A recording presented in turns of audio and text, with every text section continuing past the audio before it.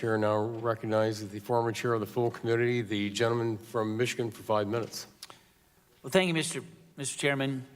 Smith, every family watches over their financial data with great concern. It impacts their daily life, whether it's going to get a mortgage, a loan, car. They have to have that credit score that gets in, often even a job. So they view that data as it relates to them as very, very private, and they want it to be secure. Here is an Equifax credit report for somebody that I know. It's 131 pages long.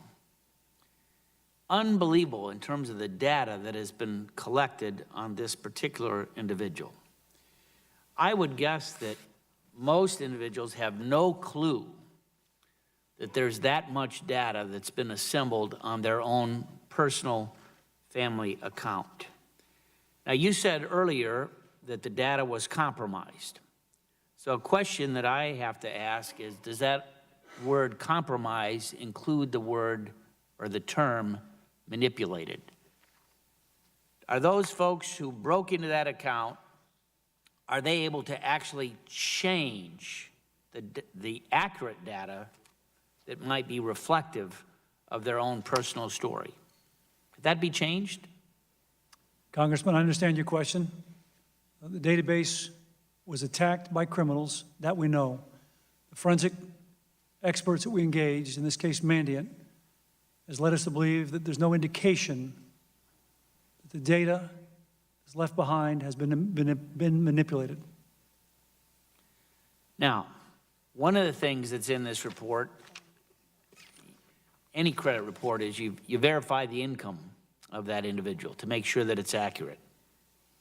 And as I understand it, and I go again, personal experience, when one goes to get a loan, whether it's a mortgage or a car, often one of those little boxes that you check is that you are allowing permission to look at that tax return of the individual. Is that not correct?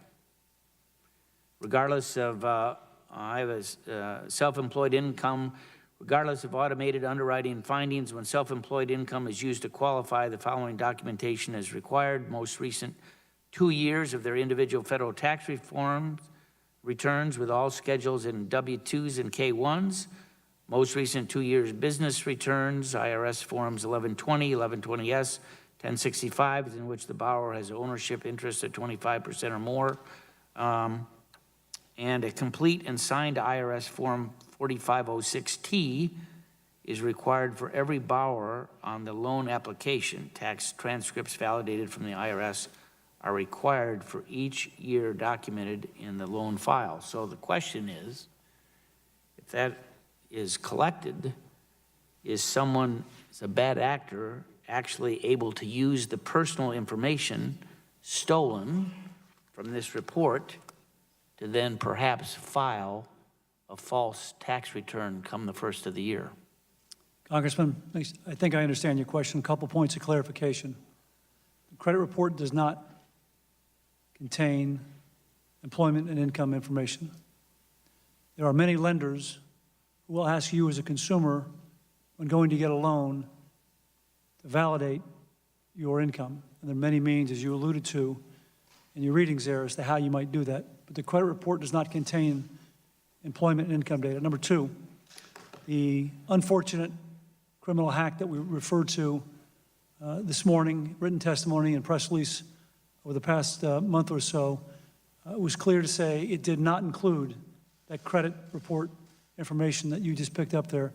It was limited to, nonetheless, a large number, but limited to an environment we call a consumer dispute portal, not the credit file itself. Last question I have is, how did you know? I mean, how, we've had a lot of hearings, a number of them classified. Breaches made into Department of Energy, utilities, a whole number of different major players where hackers are coming in trying to break and penetrate daily. What tripped these guys up? What was the, how did you identify that, in fact, a breach had been made? What was their mistake?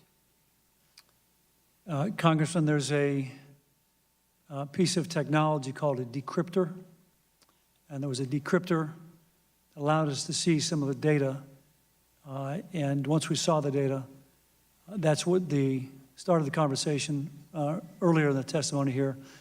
That's when we saw the suspicious data, and we were able to shut off the portal at the end of July. Yield back, my time's expired. Thank you very much. The gentleman yields back.